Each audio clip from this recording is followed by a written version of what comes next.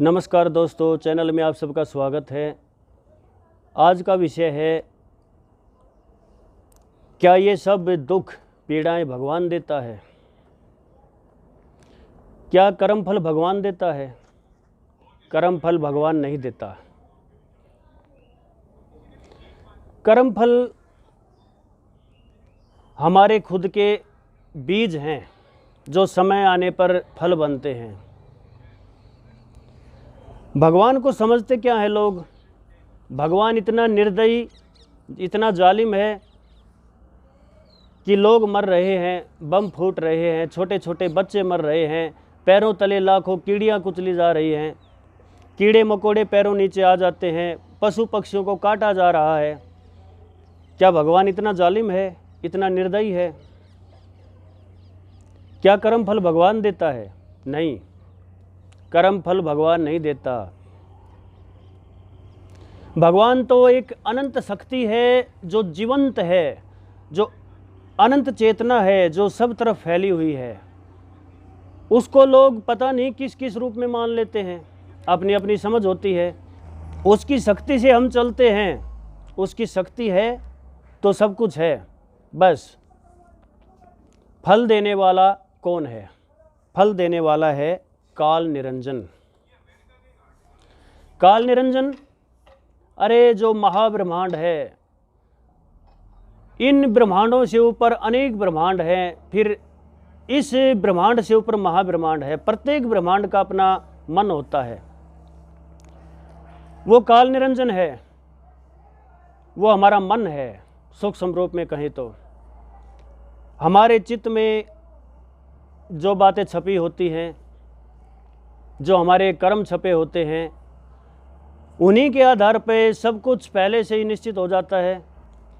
कुछ कर्म तो ऐसे होते हैं इसी जन्म में भुगत लिए जाते हैं। कुछ कर्म इतने तेज होते हैं, इतने प्रबल होते हैं, इतने प्रबल कर्मों के लिए हमें कई जन्म इंतजार भी करना पड़ सकता है। कई जन्मों बाद हमें भोगने पड़ते हैं। कुछ अगले जन्म में, कुछ इसी जन्म में। कर्मों की तीव्रता के ऊपर निर्भर है कि वो कर्मफल हमें कब मिलेगा। वो कर्मफल हमें तब मिलेगा जब वही गांव, गली, मोहल्ला, माँ बाप, वही सिचुएशन उत्पन्न हो जाती है ना, तब वो कर्म का फल हमें भोगना पड़ता है।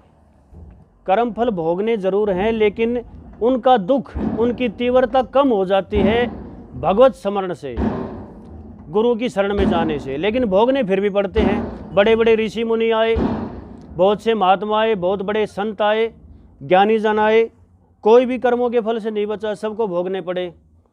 तो कर्मों की तीव्रता पे निर्भर है। कुछ कर्म तो भोग लिए जाते हैं। कुछ कर्म इस प्रकार के भी होते हैं कि किसी से भी ना कटे, वो भोगने ही पड़ते हैं। सिर्फ गुरु इतना कर देगा, उसकी पीड़ा कम कर देगा, कर्म फल की पीड़ाएं कम कर देगा गुरु, लेकिन भोगना फिर भी पड़ेगा। वो हंसते हंसते भोग लेंगे, बस इतना ही है।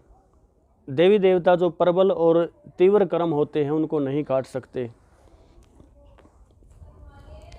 जो छोटे कर्म हैं उनको वो काट देते हैं, उनका निपटारा हो जाता है।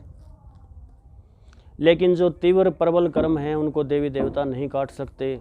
वे कर्म हमें भुगतने होते हैं। सिर्फ इतना हो जाता है कि देवी देवता की भक्ति करने से, उनकी शरण में जाने से कुछ दुख कम हो जाता है, पीड़ा कम हो जाती है।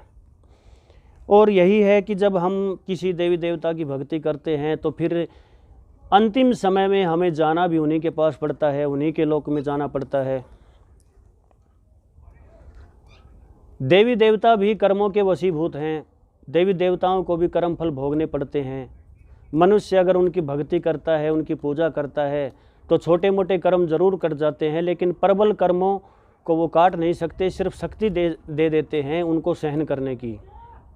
तो अब आप सोचते हो कि दुनिया में जो अत्याचार फैला है, जगह जगह अन्याय हो रहा है, लोग मर रहे हैं, ये सारा दुख भगवान दे रहा है।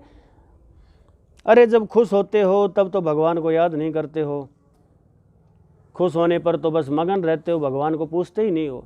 दुख होते ही कह देते हो, भगवान तूने ये क्या किया, तूने ये क्या किया। भगवान भगवान करने वाला कुछ नहीं है, करने वाले हम हैं, हमारे कर्म है, इन्हीं को भोगना है। जिसके जैसे कर्म उसको उसी प्रकार भोगना है। भजन स्मरण करो, अपने आप को पहचानो, ध्यान करो, जानो मैं कौन हूँ, कहाँ से आया हूँ। इस चीज़ को समझो। ये कर्म किसी सच्चे गुरु की शरण में जाने पर ही दग्ध हो सकते हैं, तभी इस आवागमन के चक्कर से छुटकारा मिल सकता है। बस इतना ही कहना था। धन्यवाद दोस्तों।